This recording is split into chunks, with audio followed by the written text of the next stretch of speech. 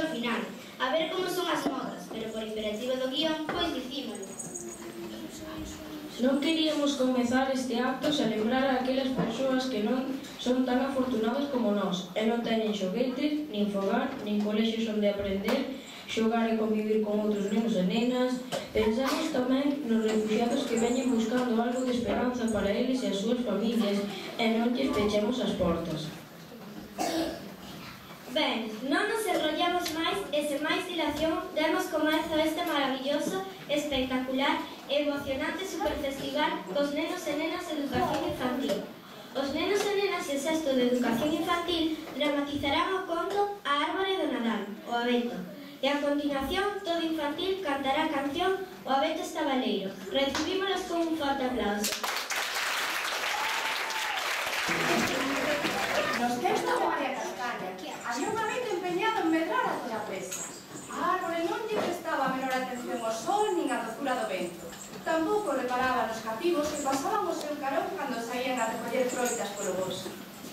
Se pudese ser tan alta como os demais árbores, os páxaros farían os seus niños nas liñas polas. Non gozaba nada dos paxaros, nin do sol, nin das rosadas nubes que en mañá e tarde cruzaban o azul do céu. Ao achegarse o Nadal, os leñadores cortaron algúns piñeiros moi novos, que nin en idade nin en tamaño podían medirse con o noso abeto. A estes piñeiros novos, que eran xustamente os máis fermosos do bosque, cortaronlle todas as súas colas e así foron colocados nos carros que os transportaron á cidade. A onde irán? Pardais, pardais!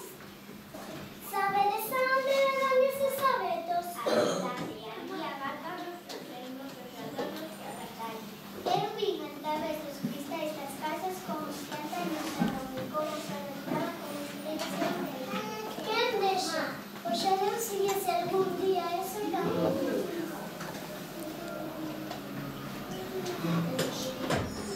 Os veciños máis próximos non opinaban o mesmo que a él. Pero que disputa ya, adelante de estar vivindo a aire libre. Non hai nada mellor comer todas as veces. Como xa debes adiviñar, o abeto non tiña a menor intención de facerlles caso.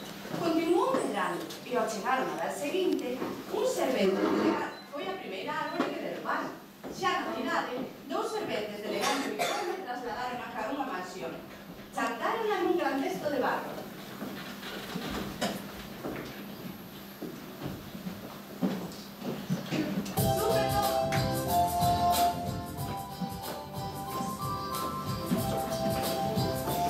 Abriuse de golpe a porta do salón e entrou unha barafunda de nenos e nenas que se inundou sobre o abeto cunha morea de adornos que foron colgando das súas copas.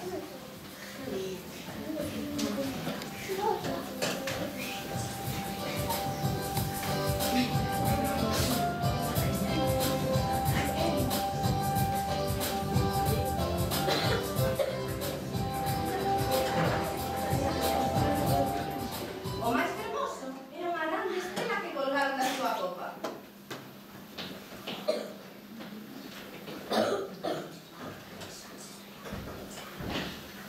Rematado o Nadal, uns serventes sacaron a árbore da estancia e conduciron a un fallado onde quedou tirada nun repuxo escuro.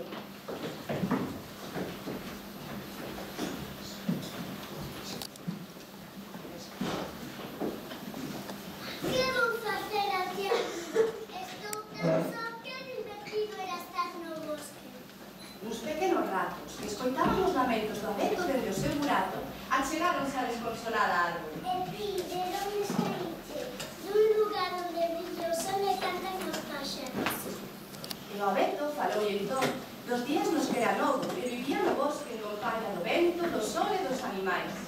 Pois di que viches cousas, que feliz debiches ser.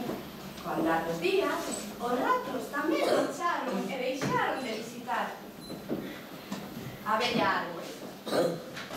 Unha mañá, uns serventes subiron ao fallado para facer limpeza. Moveron as caixas, quitaronlle os adornos e a árbore foi sacada ao exterior da casa.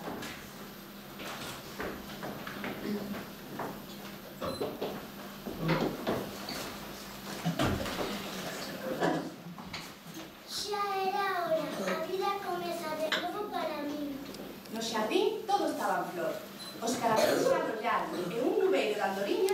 dun lado para outro.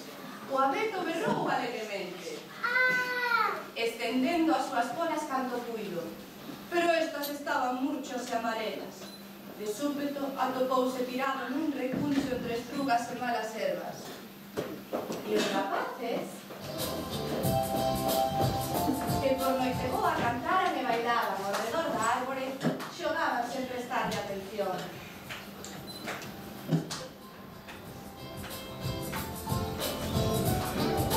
Un dos máis pequenos arrincoulle da copa a relucente estrela dourada. Mira a catapaína está a pegar un boledo nada.